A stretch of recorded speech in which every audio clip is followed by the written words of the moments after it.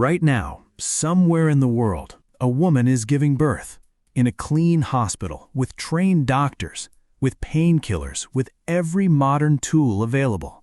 And it is still one of the most intense experiences a human body can go through. Now, imagine doing that exact same thing alone, in a cave, in complete darkness, with nothing but the hands of the women around you.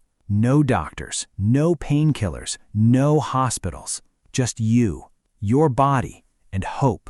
That was pregnancy for 290,000 years of human history. And the story of how early humans survived it will completely change how you see every mother who ever lived. Before we go further, if this is the kind of real human history that fascinates you, hit subscribe right now.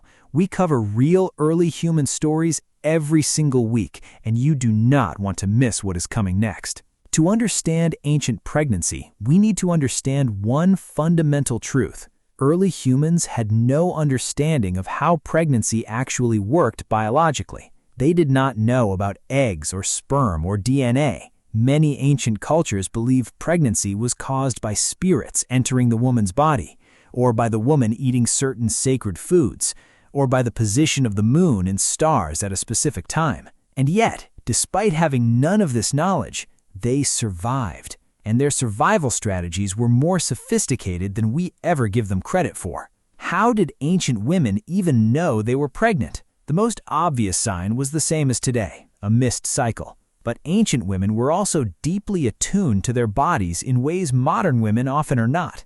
They noticed changes in smell, in taste, in energy levels. But here's something that will genuinely shock you. Ancient Egypt had pregnancy tests over 3,500 years ago. A woman would urinate on wheat and barley seeds. If the wheat sprouted, she was pregnant with a girl. If the barley sprouted, she was pregnant with a boy. If neither sprouted, she was not pregnant. Modern scientists tested this method in 1963. It correctly identified pregnancy 70% of the time. 3,500 years ago, with wheat and urine, 70% accurate. Ancient humans were not primitive. They were ingenious. Once a woman knew she was pregnant, the entire tribe shifted around her. This was not just kindness, it was survival strategy. A healthy mother meant a healthy baby.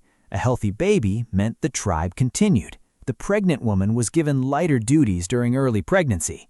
Other tribe members took on heavier gathering and hunting responsibilities. Ancient women had extensive knowledge of plants that helped during pregnancy. Ginger for nausea, raspberry leaf for strengthening the womb, blue cohosh to stimulate contractions when labor was delayed. Modern pharmacology has confirmed many of these ancient plant remedies actually work. Ancient women were not helpless. They were working with 200,000 years of accumulated plant knowledge. But pregnancy in the ancient world came with terrifying risks that we rarely think about. Maternal death rates were devastatingly high. Some estimates suggest 1 in 10 ancient women died in childbirth. 1 in 10. Let that number sink in. Infection, hemorrhage, complications we now handle in minutes. In the ancient world, these were death sentences. And yet, women kept going. They kept having children. They kept surviving. Because they had no choice and because they had each other. In almost every ancient culture, birth was never a solo event. It was a community event, attended by experienced women of the tribe. These women were the world's first midwives, passing knowledge from mother to daughter for hundreds of thousands of years. Here's something that will surprise most people. Ancient women did not give birth lying on their backs. They squatted or kneeled or held on to a rope or branch above them, using gravity to help the baby descend naturally. Modern research actually shows these positions are more effective than lying on your back. We only started lying down for birth in the 1600s because a French king wanted to watch his mistress give birth more easily. And that royal preference somehow became global medical standard. Think about that the next time someone tells you ancient humans were primitive. During labor, the experienced women sang, chanted, told stories, not just for comfort, but to help the laboring woman focus and breathe rhythmically. This is essentially what modern birthing coaches teach today. They also used warm water and specific plant oils to ease the birth. The moment the baby arrived, the entire tribe celebrated. A new human had entered the world, and in that moment, 300,000 years ago, a mother felt exactly what every mother feels today. The baby was immediately placed on the mother's chest, not because they knew about skin-to-skin bonding scientifically, but because it felt right, because it was instinct. Modern science has since confirmed skin-to-skin contact regulates the baby's heart rate, breathing, and temperature.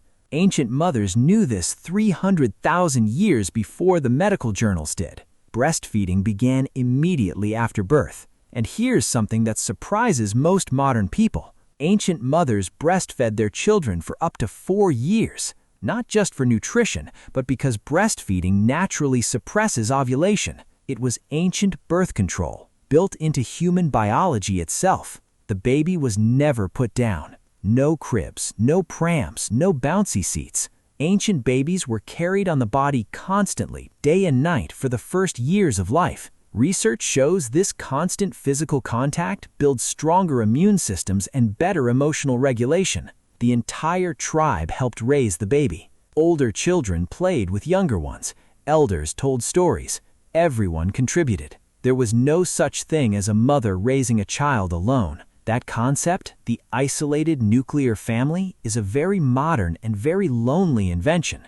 If you're learning something new, this is what we do every single week. Subscribe and hit the bell so you never miss a story like this. Many ancient cultures believed the unborn baby was visited by spirits before birth. These spirits would determine the baby's personality, fate, and gifts. Pregnant women were given special status in almost every ancient culture. They were considered closer to the spirit world than ordinary people. Some ancient cultures had strict rules for pregnant women. No eating certain foods, no looking at certain animals, no attending funerals. Some of these rules were superstition, but some had surprising practical wisdom hidden inside. For example, avoiding certain foods during pregnancy is now confirmed medical advice. Twins were considered especially supernatural in almost every ancient culture. Some cultures celebrated them as a double blessing from the spirit world. Others feared them as a sign of supernatural interference,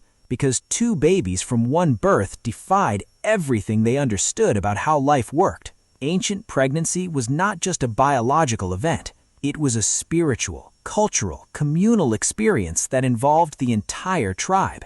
So what happened when ancient humans got pregnant? They discovered pregnancy with surprisingly accurate methods. They managed it with 200,000 years of accumulated plant knowledge. They gave birth squatting, using gravity, surrounded by experienced women. They never left their babies alone for a single moment, and they raised their children as an entire community, not as isolated families. And here's the truth that hits hardest.